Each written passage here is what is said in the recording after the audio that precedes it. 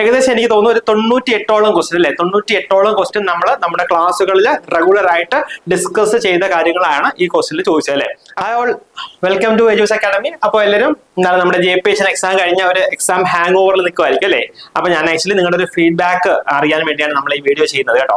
Actually നമ്മൾ എജൂസ് academy ആയിട്ട് ഒരുപാട് ക്ലാസ്സസ് അല്ലേ, നിങ്ങൾക്ക് ഒരുപാട് ക്ലാസ്സസ് നൽകിയിരുന്നു. പ്രത്യേകിച്ച് നമ്മുടെ റെഗുലർ ബാച്ചിലെ സ്റ്റുഡൻസ് ഉണ്ട്, നമ്മുടെ ക്രാഷ് ബാച്ചിലെ സ്റ്റുഡൻസ് ഉണ്ട്, നമ്മുടെ മെഗാ മാരത്തോൺ റിവിഷൻ ബാച്ചിലെ സ്റ്റുഡൻസ് ഉണ്ട്. അതുകൂടാതെ നമ്മൾ ആക്ച്വലി ഒരു പബ്ലിക് ഹെൽപ്പ് എന്നുള്ള നിലയിൽ ആക്ച്വലി നമ്മൾ ഒരുപാട് യൂട്യൂബ് വീഡിയോസ് ഒക്കെ ചെയ്തിരുന്നു അല്ലെ. പബ്ലിക് ആയിട്ട് തന്നെ നമ്മൾ ഒരുപാട് കാര്യങ്ങൾ പറഞ്ഞു തന്നിരുന്നു.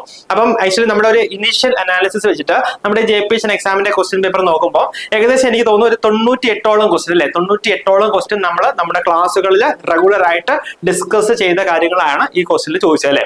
അപ്പൊ ആക്ച്വലി ഞാൻ നിങ്ങളോട് പറയുകയാണ്, ഞാൻ നിങ്ങളോട് ഒരു റിക്വസ്റ്റ് വയ്ക്കുകയാണ്. ആക്ച്വലി നിങ്ങളുടെ ഇനി ഫ്യൂച്ചറിൽ നമ്മുടെ വീഡിയോസ്, നമ്മുടെ ക്ലാസ്സസ് ഇംപ്രൂവ് ചെയ്യാനായിട്ട് നമ്മൾ ആക്ച്വലി എങ്ങനെ ഉണ്ടായിരുന്നു, നിങ്ങളുടെ ക്ലാസ്സസ് എങ്ങനെ ഉണ്ടായിരുന്നു, അതായത് എജൂസ് അക്കാഡമി നിങ്ങൾക്ക് നൽകിയ ക്ലാസ്സസ് എങ്ങനെ ഉണ്ടായിരുന്നു, അതിന്റെ നിലവാരം എങ്ങനെ ഉണ്ടായിരുന്നു, അത് നിങ്ങളുടെ ഈ എക്സാം എഴുതാനായിട്ട് ഹെൽപ്പ് ചെയ്തോ, ഓരോ ക്വസ്റ്റ്യൻസ് വായിക്കുമ്പോഴത്തേക്കും നിങ്ങൾക്ക് ആക്ച്വലി നിങ്ങൾ പഠിപ്പിച്ച ടീച്ചേഴ്സിന് ഓർമ്മ വന്നോ, അത് മാത്രമല്ല ഓരോ ക്വസ്റ്റ്യൻസും എങ്ങനെ ഇവാലുവേറ്റ് ചെയ്യണം, അല്ലെങ്കിൽ ഓരോ ക്വസ്റ്റ്യൻസും എങ്ങനെ അനലൈസ് ചെയ്യണം, ഏത് രീതിയിൽ ആൻസർ ചെയ്യണം എന്നുള്ള കാര്യങ്ങൾ നമ്മൾ പറഞ്ഞു തന്ന ട്രിക്സ്, ഞങ്ങൾ പറഞ്ഞു തന്ന ടിപ്സും ഒക്കെ നിങ്ങൾക്ക് പ്രയോജനപ്പെട്ടോ, നിങ്ങൾക്ക് അതിലൂടെ നിങ്ങൾക്ക് കറക്റ്റ് ആൻസർ ചെയ്യാനായിട്ട് കഴിഞ്ഞോ. അപ്പൊ ഇങ്ങനെയുള്ള കാര്യങ്ങളൊക്കെ നിങ്ങൾ ദയവ് ചെയ്ത് ഈ വീഡിയോയുടെ താഴെ കമന്റ് ചെയ്യുക.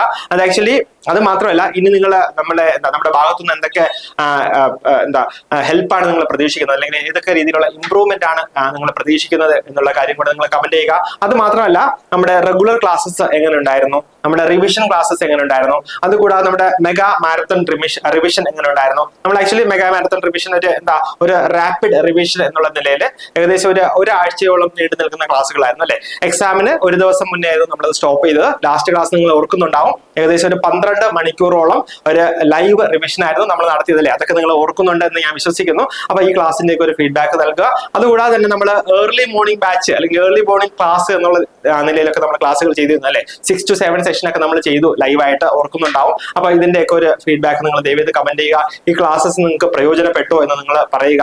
ഈ ക്ലാസ് നിങ്ങൾക്ക് എത്രത്തോളം പ്രയോജനപ്പെട്ടു എക്സാം എഴുതാൻ, നിങ്ങൾ എക്സാം ഹാളിൽ ഇരുന്നപ്പോൾ നിങ്ങൾക്ക് നമ്മുടെ ഈ ടിപ്സ് ട്രിപ്സും ഒക്കെ നിങ്ങൾക്ക് യൂസ്ഫുൾ ആയിരുന്നു എന്നുള്ള കാര്യങ്ങളൊക്കെ ദയവേത് കമന്റ് ചെയ്യുക.